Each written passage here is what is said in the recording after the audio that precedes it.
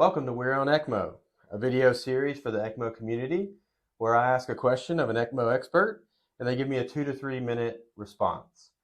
Today's guest is veteran ECMO specialist and ECMO Advantage trainer, Kim Brown-Tyndall. Thanks for being here, Kim. Thank you, Neil, for having me. And today's question is a good one.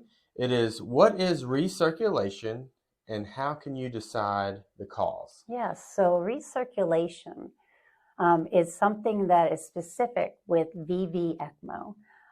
So we have a cannula that's going into a vein and we're returning to a vein. So if we have a situation that can arise, which is recirculation, my patient does not receive that oxygenated blood and CO2 cleared blood. Instead, my pump gets very greedy and it starts circulating on itself. So the way I look at it is that I have a continuous circle here.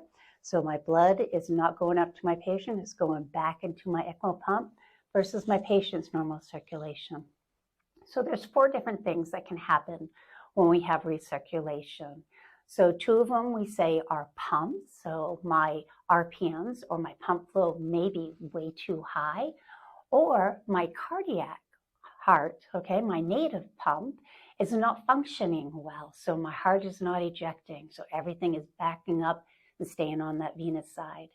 The other 2 things that could happen is it could be cannula positions. Are my cannulas too close together? Or do I have a double lumen cannula that might have gotten turned so it's not ejecting to the area that it needs to be? And then the last thing is hypovolemia. So do I not have enough volume status for my patient? How do we decide which one it is, though? So we have to go through those and figure it out. So if we see recirculation, how am I diagnosing it? I am looking at my SpO2 monitor on my pump and looking at my patient's O2 saturation. If those get closer than 10 points together, I know I have some degree of recirculation.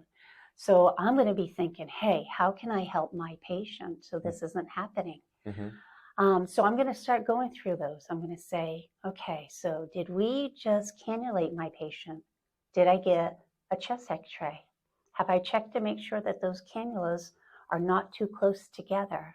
Okay, we want to rate around 10 centimeters apart. If I go through that and I find out that nothing has changed on my cannulas, then I can go and look at my cardiac monitor.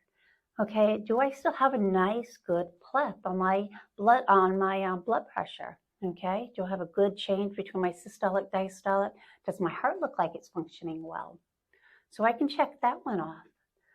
If it's hypovolemia, I could be looking at what my CVP is on my patient. What's my fluid status?